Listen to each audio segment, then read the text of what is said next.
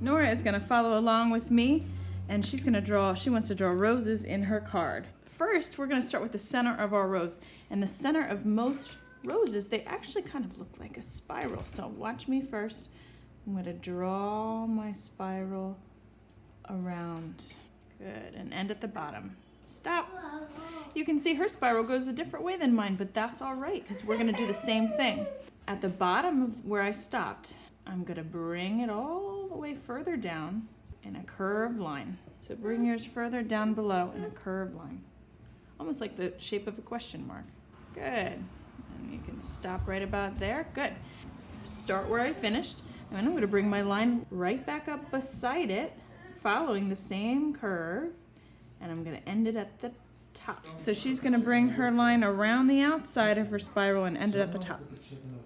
Now, we're gonna start right underneath here, and I'm gonna draw a curved line connecting it together. That's the bottom of my rose. So start on the curved line, connect it to the bottom of your rose.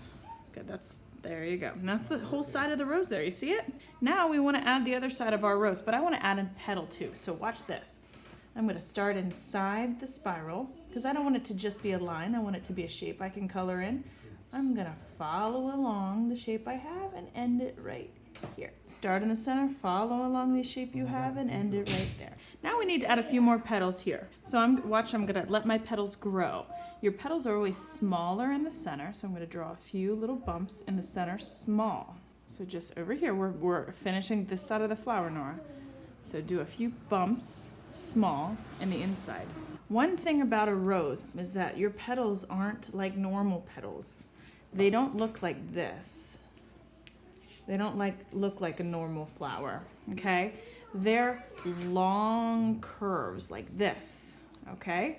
You're gonna start here and bring it a long curve over, okay? And you're just filling in the space. Fill in our space. Watch how I fill mine in here. See this empty space? I want to turn it into a shape, so I'm going to connect it with a petal, which is a long curve. And then maybe one at the top to give it a nice shape. Rose petals are just long curves. See how she filled in her space? So where there's, I'm going to call these mountains and valleys. This is a mountain, this is a mountain. Where there's a valley, right, where there's a little dip in between the mountains, you put another petal. See that? So I would put a new petal right where there's a valley. And here's a little valley, so I'm going to put a new petal there. And that's how you can grow your rose out. So if she's got a valley here, she could put a petal across it to grow it more, if she wanted to. And right here, there's a valley. She could do a petal across it. That looks like a beautiful rose. So what we want to do at the bottom of our rose, kind of like a little bump at the bottom here. I'm just adding a bump at the bottom of that's part of my stem. That'll be green. And then I'm going to draw my stem in, and your stem is not just one line. We want it to be something I can color in. It's a shape, so I'm going to make it 2 lines all the way down to the bottom of my card. You can make it straight or curved, it's up to you. Now one thing we need to add for our rose is on the rose hip, there's little green leaves, and they're kind of peeking out from the bottom of the rose, just a few. And that's a great little detail, because that's showing you're noticing the small details about a rose that makes it unique.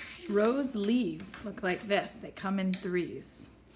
So I'm going to start by drawing a leaf out, floating off to the side, and it looks like a football, a frowny face, and a smiley face.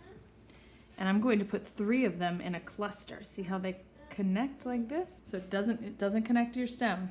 Draw it out here. And the best part is it's nature, so not a single leaf is exactly the same either. We're gonna draw 2 little skinny lines to connect that to the stem.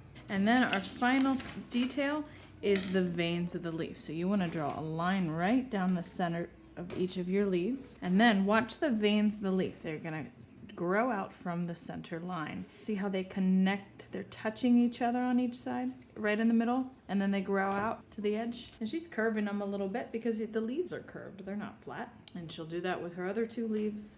And then she's done with that rose. You don't have to do a stem and leaves for each rose. You could maybe do another rose, or rose down at the bottom.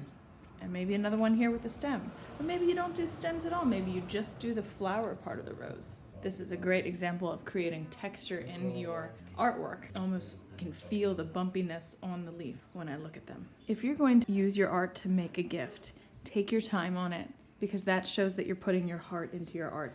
And that's what means the most to the person you give it to. So she really took her time on this, and whoever she gives it to will really know that she put some care and love into what she did.